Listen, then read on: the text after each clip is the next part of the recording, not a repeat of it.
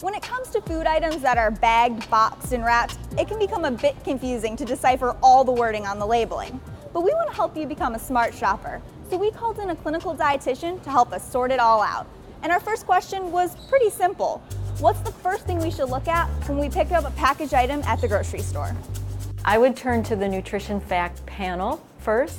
That's where you're going to find the serving size, and then all of the amounts per serving, like calories and fat and cholesterol, sodium, sugar. So it might not be what you're actually eating, but it's what the company defines as the serving. So how about this ingredients list? How do we use that to our advantage?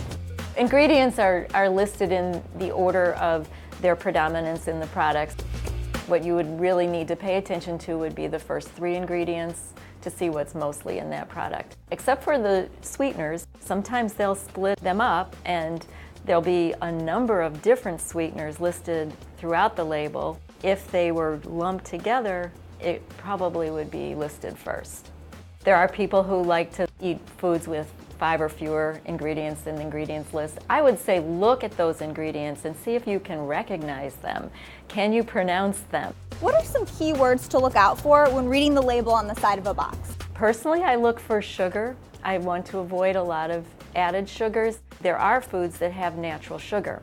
Milk and therefore yogurts are good examples of foods that have the natural sugar lactose.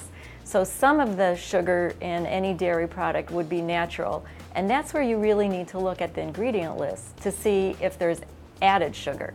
And then it's good to know words that mean sugar, words that end in OSE, like dextrose or maltose, and then the corn syrup. Another red flag nutrient would be the sodium. If it's high in sodium, above 300 milligrams per serving, I probably would look for an alternative. Other words for salt would be any word with sodium in it, such as monosodium glutamate. What's the difference between good fats and bad fats?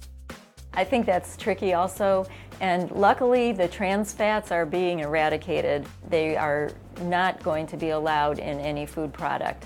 Until that happens, even if it says 0 trans fat on the label, if you see the word hydrogenated fat in the ingredients list, there could be up to ½ gram of trans fats per serving in that product. Use these tips as tools the next time you go to the grocery store, and you'll be sure to leave with food that's healthy and satisfying. For CNN, I'm Kelly Bowman.